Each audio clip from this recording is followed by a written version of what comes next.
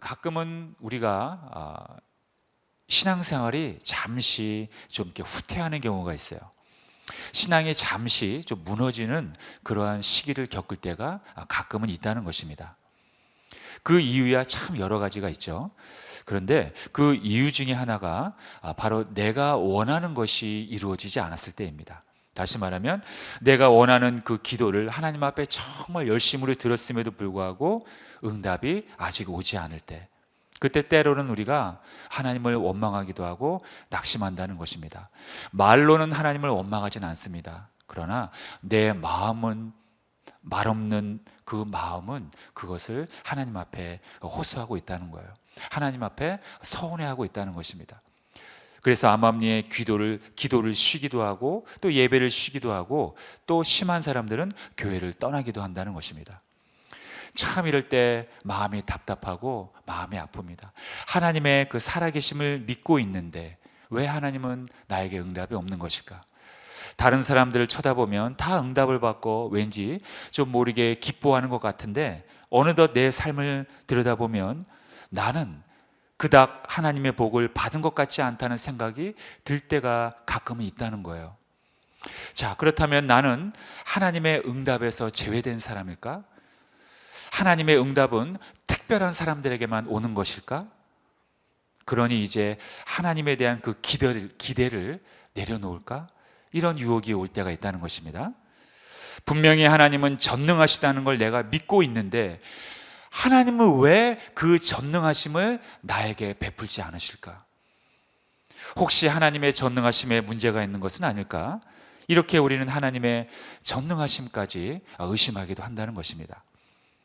하지만 우리는 그럼에도 불구하고 하나님께 더 깊숙이 나아가 하나님을 의지해야 합니다. 응답이 설사 없다 해도 더디다 할지라도 우리는 끊임없이 쉬지 말고 기도해야 한다는 것입니다. 왜냐하면 하나님의 전능하심은 그야말로 오점이 없는 완벽한 하나님의 속성이기 때문입니다. 우리의 기도에 응답이 없다고 해도 하나님의 전능하심에는 전혀 문제가 없다는 거예요. 그래서 우리는 낙심이 찾아올 때는 오히려 더 하나님을 간절히 찾아야 한다는 것입니다. 그래서 오늘은 우리가 기도를 포기하고 싶을 때, 좀 쉬고 싶을 때 어떻게 우리가 회복할 수 있는가를 좀 더 구체적으로 나눠보길 원합니다. 먼저 우리는 하나님의 전능하심을 내 욕심으로 이용해서는 안 됩니다. 이 부분을 우리가 잘 생각을 해야 됩니다. 물론 하나님은 전능하시고 이루지 못할 일이 없으신 분입니다. 여러분, 이 전능이라는 말은요, 모든 능력이라는 뜻입니다. 하나님께서는 모든 시간, 모든 방법으로 모든 것들을 다스릴 수 있는 그런 모든 능력을 다 갖고 계신 분이긴 합니다. 욥기서 42장 2절에 보면 욥은 하나님의 이 전능하심을 미리 알고 있었습니다. 그래서 이렇게 고백했습니다. 주께서는 못하실 일이 없사오며 무슨 계획이든지 못 이루실 것이 없는 줄 아오니. 이 욥은요, 하나님께서 당신의 계획을 이루신 데 있어서 전능하다는 것을 그 고대 사회에 이미 알고 있었다는 것입니다. 또한 하나님께서는 모세에게도 당신의 전능하심을 직접 말씀해 주셨어요. 민수기 11장 23절에 보면 야훼께서 모세에게 이르시되 야훼의 손이 짧으냐? 네가 이제 내 말이 네게 응하는 여부를 보리라. 이렇게 말씀하셨습니다. 그리고 무엇보다도 예수님께서 하나님의 전능하심을 우리에게 가르쳐 주셨습니다. 마태복음 19장 26절에 보면 예수께서 그들을 보시며 이르시되 사람으로는 할 수 없으나 하나님으로서는 다 하실 수 있느니라. 이 하나님의 전능하심을 우리에게 가르쳐 주시는 것입니다. 그리고 우리는 또 한 가지 하나님의 그 전능하심을 알 수 있는 부분이 있습니다. 하나님의 전능하심은 하나님의 창조물을 통해 뚜렷이 우리가 볼 수 있습니다. 우리 사람들은요, 무언가를 만들려면, 무언가를 이렇게 제조하려면 어떤 도구나 재료가 필요합니다. 그러나 하나님께서는 무언가를 창조하기 위해서 어떤 도구나 재료를 필요하지 않습니다. 그저 말씀으로 창조하십니다. 지금 우리가 살고 있는 이 우주, 이 세계도 하나님의 그 말씀의 능력으로 창조가 된 것입니다. 그래서 시편 기자는 그 부분을 이렇게 고백하고 있습니다. 시편 33편 6절에 보니까요, 야훼의 말씀으로 하늘이 지음이 되었으며 그 만상을 그의 입 기운으로 이루었도다. 자, 이렇게 하나님의 전능하심은 이 세계를 창조하시고 이 우주를 통치하시는 것입니다. 그러므로 우리는 모든 것이 가능한 하나님께 기도하며 간구해야 한다는 것입니다. 자, 그런데 문제는 하나님께서는 당신의 전능하심을 우리가 무조건 요구하는 대로 사용하지 않는다는 데 있다는 거예요. 여기서부터 우리의 신앙에 어떤 딜레마가 생깁니다.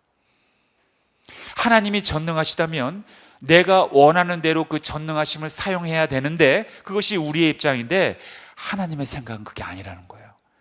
우리는 기도할 때 하나님은 전능하신 분이기 때문에 나의 요구를 들어주셔야 한다고 우리는 굳게 믿고 생각합니다. 그러나 하나님은 당신의 그 능력을, 당신의 그 힘을, 당신의 그 전능하심을 그렇게 사용하지 않으세요. 여러분, 예수님조차도 하나님의 전능하심을 기대하며 기도하셨는데 하나님은 거절하셨어요. 우리는 그 상황을 잘 기억하고 있습니다. 자, 마가복음 14장 36절 앞부분을 보면요, 예수님이 십자가를 지시기 전에 이렇게 기도하십니다. 자, 함께, 자, 시작. 이르시되 아빠 아버지여, 아버지께서는 모든 것이 가능하오니 이 잔을 내게서 옮기시옵소서. 자, 예수님도 이렇게 기도하시는 거예요. 하나님은 전능하신 분 아닙니까? 모든 것이 가능한 분 아닙니까? 그러니 내가 십자가 지는 거 좀 지나가게 해주시면 안 될까요? 그 죽음의 그 고통을 너무나 내가 견디기 힘들 것 같습니다. 하나님은 모든 것 가능한 전지전능한 하나님 아십니까? 그러므로 이 십자가의 이 쓴 잔을 내가 마시지 않게 하여 주시옵소서. 이렇게 하나님의 전능하심을 바라보며 예수님조차도 애타게 기도하십니다. 그러나 하나님은 이러한 예수님의 기도에 응답하지 않으셨습니다. 외면하셨어요. 전능하신 분이셨지만 하나님은 당신의 계획대로 주님에게 십자가의 그 쓴 잔을 마시게 하셨어요. 저 주님의 기도를 응답하지 않으셨어요. 침묵하셨습니다. 하나님은 그 전능하심의 능력이 부족해서 주님의 기도를 외면한 것이 아닙니다. 하나님은 당신의 전능하심으로 주님의 십자가를 충분히 지지 않게 할 수도 있었어요. 그냥 지나가게 할 수도 있었어요. 그러나 그것은 하나님의 뜻이 아니었습니다. 주님에게 고난의 십자가를 지시게 한 것은 아버지로서 주님에게 사명을 주신 것이었기 때문입니다. 한마디로 주님께서 우리를 위하여 십자가를 지시는 것이 하나님이 계획하신 뜻이었다는 거예요. 그래서 주님이 아무리 저렇게 전능하심을 의지하며 기도했다 할지라도 하나님은 응답하지 않으셨던 것입니다.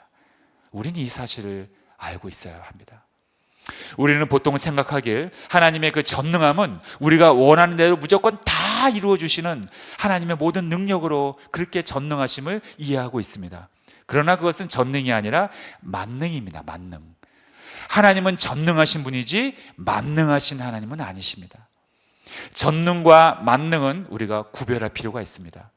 뭐든지 하고 싶은 대로 다 해내는 능력을 전능이라고 말하면 안 되는 것입니다.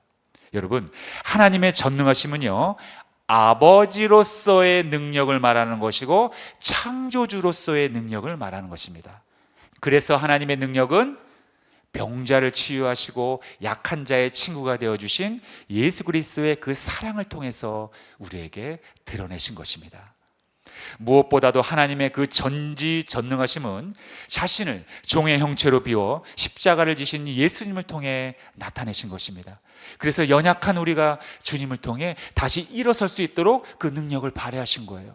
이렇게 하나님의 전능하심은 약한 죄를 일으켜 세우는 그런 능력이라는 거예요. 그래서 우리로 하여금 결국에는 구원을 이루게 하는 그런 사랑의 능력이 바로 하나님의 전능하심의 본질이었던 것입니다. 이것이 바로 하나님의 전능하심의 의미라는 거예요. 그러므로 우리는 앞으로 기도할 때 하나님의 전능하심은 아버지로서의 능력임을 알고 우리는 기도해야 한다는 것입니다.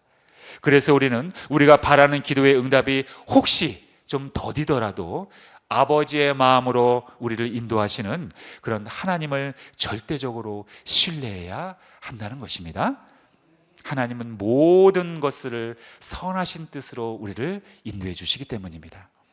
하나님은 우리에게 가장 좋은 곳이 무엇인지 이미 알고 계십니다. 그래서 우리는 기도를 포기하면 안 되는 것입니다. 기도의 응답의 설사 아직은 오지 않았다 할지라도 절대로 그래서 포기하면 안 되는 것입니다. 여러분들 모두가 이러한 하나님의 전능한 능력을 믿고 기도를 포기하지 않는 그런 신실한 성도님들 되시길 주님의 이름으로 축원합니다. 자, 두 번째로 우리가 중간에 기도를 포기하고 싶을 때 어떻게 하면 됩니까? 그것은 내 응답보다 하나님의 성품을 신뢰하면 다시 회복할 수 있습니다. 자, 우리 인간의 인생의 처음과 끝을 모두 아시는 유일한 한 분이 바로 하나님 한 분뿐입니다. 하나님은 우리의 모든 것을 다 알고 계세요. 자, 시편 기자가 그것을 이렇게 노래하고 있습니다. 자, 시작. 주께서 내가 앉고 일어섬을 아시고 멀리서도 나의 생각을 밝게 하시오며 나의 모든 길과 내가 눕는 것을 살펴보셨으므로 나의 모든 행위를 익히 아시오니 야훼여 내 혀의 말을 알지 못하시는 것이 하나도 없으시니이다. 이렇게 하나님 외에는 나의 모든 것을 아는 존재가 없다는 것입니다. 하나님이 우리를 창조하셨기 때문이죠. 그러므로 하나님은 나에게 있어서 무엇이 해롭고 무엇이 가장 좋은 것인지 이미 알고 계신다는 것입니다. 여러분, 하나님의 나에 대해서 이렇게 모든 걸 다 안다는 사실이 사실 엄청난 위로가 되지 않습니까, 여러분? 이 위로는요, 우리가 세상을 이길 수 있을 정도의 위로가 되는 것입니다. 그리고 더 나아가서는 우리가 죽음조차도 두려워하지 않을 수 있는 그런 위로가 된다는 거예요. 하나님은 우리가 단지 흙으로 지음받은 것도 이미 알고 있어요. 우리의 교만과 거짓도 이미 알고 있어요. 우리 스스로가 죄로부터 해방될 수 없다는 것도 물론 이미 알고 계십니다. 항상 우리가 죄의 노예로 살아가고 있다는 것도 물론 이미 알고 계십니다. 그래서 우리가 죄로부터, 즉 죽음의 권세로부터 우리가 살아남을 수 없다는 것, 피할 수 없다는 것도 이미 알고 계십니다. 그래서 하나님 외에는 이 죄의 구덩이에서 우리를 건져낼 자가 없다는 것도 아시고 계세요. 그래서 하나님은 친히 육신을 입고 이 땅에 오신 것입니다. 마치 종의 모습처럼 인간의 모양으로 이 땅에 오셔서 우리의 모든 고통을 직접 체험하셨던 거예요. 이 땅에 오셔서 상처받고 오해받고 누명을 씌우고 그래서 결국은 끔찍하게 십자가에서 죽기까지 하심으로 우리 인간의 고통을 누구보다 더 잘 아시는 분이 바로 하나님이라는 것입니다. 그래서 하나님은 우리에게 그 어떠한 일들이 일어난다 할지라도 하나님은 우리의 모든 것을 다 아십니다. 우리의 상처, 우리의 아픔, 우리의 눈물 다 아시기 때문에 우리를 위로하시고 떠나지 않으신다는 거예요. 왜냐하면 우리를 낳으신 바로 아버지이시기 때문입니다. 그래서 아버지의 성품으로 우리를 항상 바라보고 떠나지 않으신다는 거예요. 자, 오늘 처음에 읽었던 본문이죠. 이사야 54장 10절 말씀이 바로 그거를 떠나지 않는 하나님을 말씀하고 있는 것입니다. 자, 시작. 산들이 떠나며 언덕들은 옮겨질지라도 나의 자비는 내게서 떠나지 아니하며 나의 화평의 언약은 흔들리지 아니하리라. 너를 긍휼히 여기시는 야훼께서 말씀하셨느니라. 여러분, 우리가 이러한 하나님의 언약을 신뢰한다면 설사 우리가 원하는 기도의 응답이 좀 더디더라도 우리가 견딜 수 있지 않겠습니까, 여러분? 충분히 견딜 수 있습니다. 저 하나님의 위대한 언약을 우리가 철저히 절대적으로 신뢰한다면 우리가 기도의 응답이 없다 할지라도 우리는 버티고 견디고 승리할 수 있다는 것입니다. 그런데 우리가 그렇지 못하고 기도를 포기하는 이유는, 또는 신앙생활을 포기하는 이유는 바로 이러한 하나님의 약속, 언약, 성품을 믿지 못하고 내 응답만을 바라보기 때문이라는 거예요. 우리는 기도할 때 내 상황이 아니라 하나님의 선하신 성품과 약속을 의지해야만 우리의 기도가 막히지 않는 것입니다. 하나님은요, 당신의 성품과 약속에 따라 응답하십니다. 그러므로 응답은 나의 영역이 아니라 하나님의 영역인 것입니다. 기도의 응답을 나의 영역에서 하나님의 영역으로 우리가 내려놓고 양보해야 합니다. 여러분, 혹시 기도를 포기하고 싶으십니까? 그렇다면 오늘 저렇게 위대한 하나님의 약속처럼 우리를 불쌍히 여기며 절대로 떠나지 않겠다는 하나님의 저 성품과 약속을 기억하시며 다시 한번 용기를 내시기 바랍니다. 하나님은 절대로 여러분들을 떠나지 않으십니다. 자, 마지막 세 번째로 우리가 중간에 기도를 포기하고 싶을 때 또 어떻게 해야 합니까? 그것은요, 자, 한번 따라 고백합니다. 시작. 우리의 응답은 십자가를 통해 이미 이루어졌음을 깨달아야 합니다. 자, 우리가 살아가면서 이런저런 문제로 하나님께 눈물을 흘리며 기도합니다. 그런데 때로는 응답이 오지 않는 경우를 또 경험하기도 합니다. 예를 들어서 우리의 사업장의 문제, 또 자녀들의 문제, 또 질병의 문제, 기타 등등 이런 모든 문제 속에서 우리가 바라는 그 결과를 기대하며 기도하지만 그렇지 못할 때가 사실 많이 있다는 거예요. 그런데 그것은 하나님께서 나의 온전한 믿음을 이루기 위해서 다양한 방식으로 나를 연단하고 있다는 것을 우리는 알고 있어야 합니다.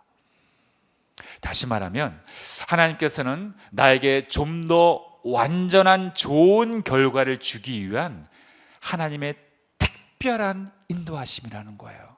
아직 기도 응답이 없을 경우는요, 이걸 우리가 깨달아야 합니다. 마치 우리가 어릴 적 어린 자녀들이 무조건 사달라고 장난감 이거 사주세요, 저거 사주세요, 또는 뭐 이거 먹고 싶어요, 저거 싶어요 살 때, 말할 때 우리가 자녀가 원하는 대로 단 하나도 빠짐없이 무조건 다 해줍니까? 아니죠. 그 아이에게 건강에 해로운 것이 있다면 우리는 그 아이가 아무리 눈물을 흘려도 우리는 거절합니다. 그리고 그 아이가 성장할 때까지 그것을 보류합니다. 마찬가지라는 거예요. 하나님도 똑같다는 것입니다. 하나님은 왜 우리에게 응답을 주시지 않을까요? 왜 우리를 연단하실까요? 하나님은 왜 우리가 아프다는 걸 알면서도 하나님은 왜 그렇게 하실까요? 그것은 우리가 그 문제를 통해서 세상을 두려워하고 있다는 것을 하나님을 알고 있기 때문입니다. 그래서 하나님께서는 우리가 연단을 당할 때 십자가로 더 깊숙이 나오길 기다리고 계세요. 그래서 우리가 부활의 십자가를 바라보게 함으로 이 세상을 승리하게 하시려는 하나님의 뜻이 그 안에 있다는 것입니다. 왜냐하면 십자가는 승리의 공급자이기 때문입니다. 우리를 십자가로 인도하기 위해서, 우리가 십자가를 바라보게끔 하기 위해서 우리에게 연단을 주신다는 거예요. 그렇지 않으면 우리가 십자가를 바라보지 않기 때문에 그래요. 우리 인간의 그 완악함이 너무나 강하기 때문에 그래요. 우리의 고집이 너무나 강하기 때문에 우리의 완악함이, 우리의 그 완고함이, 우리의 고집이 자꾸 주님을 바라보지 않아요. 바라봐야 한다는 것은 머리로서는 알지만 이 가슴으로 내려오지 못한다는 거예요. 주님을 바라보는 대신 더 편한 세상, 우리에게 편리성을 주는, 그 합리성을 주는 이 세상을 더 의지할 때가 많다는 것입니다.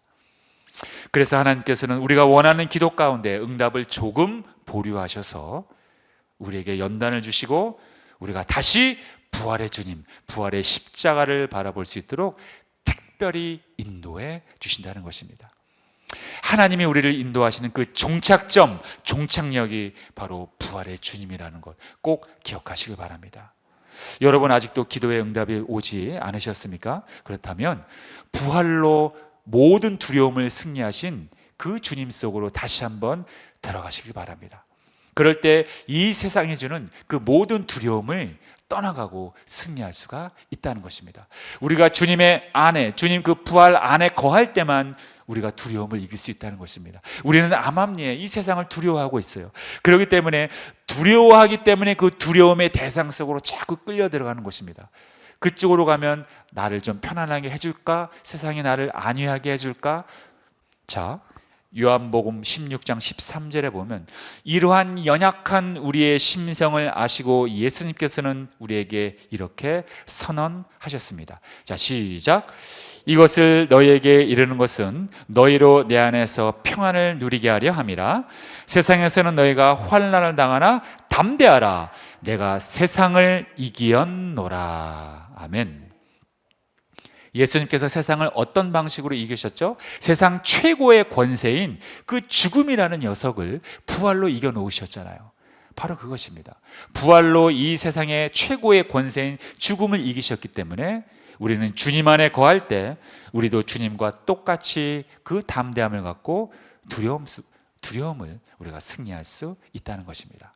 그러므로 우리가 부활의 주님 안에 거한다면 우리는 이미 응답을 받은 것과 같다는 것입니다. 왜냐하면 끊임없이 세상은 우리에게 자꾸 겁을 줘요. 두려움을 줘요. 그래서 세상을 의지하게끔 유도한다는 것입니다. 그러나 부활의 주님을 의지한다면 우리는 그것을 다 떠나보내고 우리는 승리하며 살아갈 수 있다는 것입니다. 지금 이 세상을 이겨놓으신 주님께서는 바로 성령을 통해서 우리들과 함께하고 있습니다. 그러므로 이제부터는 승리자이신 예수님과 함께하는 그 성령과 우리가 동행하며 이 세상을 넉넉히 승리하며 살아갈 수 있는 것입니다. 그래서 우리를 절망으로 인도하는 그 두려움 속에서 하루속히 빨리 나와서 여러분들의 선한 꿈을 모두 이루시길 주님의 이름으로 축원합니다.